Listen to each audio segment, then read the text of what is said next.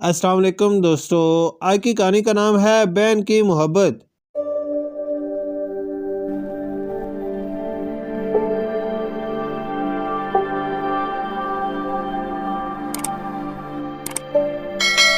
امجد کی عمر ابھی بہت کم تھی کہ اس کے ابو کا انتقال ہو گیا۔ رانی اس کی چھوٹی بہن تھی۔ امجد کی ماں دوسروں کے گھروں میں کام کاج کر کے وہ اپنا اور بچوں کا پیٹ پالتی تھی۔ اس کی خواہش تھی کہ امجد ایک بڑا افسر بنے، اس لیے وہ اس کی تعلیم پر خصوصی توجہ دیتی تھی۔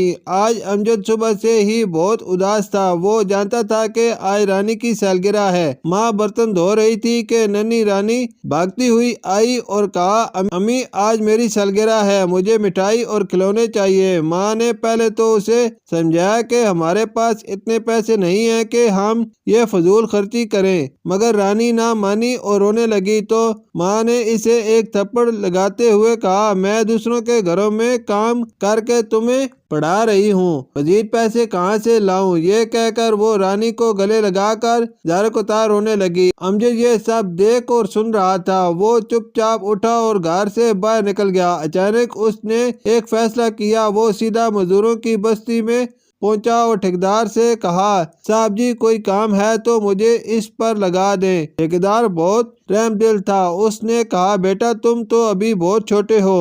اس سے پہلے کہ وہ اپنی بات پوری کرتا امجد بول اٹھا، سر آپ کی مہربانی ہوگی، مجھے کام کی سخت ضرورت ہے۔ ٹھیکیدار نے اس کی بات سنی اور مان لی۔ پھر امجد سارا دن ایک کمرے میں سفیدی کرتا رہا۔ شام کو وہ پورے 200 روپے لے کر بازار گیا، بہن کے لیے مٹھائی اور فراق خریدی اور خوشی خوشی گھر میں داخل ہوا اور رانی کو آوازیں دینے لگا۔ ماں نے وہ چیزیں دیکھی تو امجد کو ایک زوردار تھپڑ مارا اور بولی، تم نے یہ چیزیں کہاں سے لیں؟ کیا بھیک مانگی تھی؟ امجد نے اپنے سفیدی سے بھرے ہاتھ ماں کے سامنے کر دیا اور کہا، ماں جی میں نے بھیک نہیں مانگی بلکہ مزدوری کی تھی۔ یہ سن کر ماں نے امجد کے ہاتھ اپنی آنکھوں سے لگائے اور بولی، بیٹا مجھے تم پر فخر ہے۔ اب مجھے امید ہو گئی ہے کہ تم بڑے آدمی بنو گے اور دنیا میں تمہیں کوئی شکست نہیں دے سکے گا۔ شکریہ۔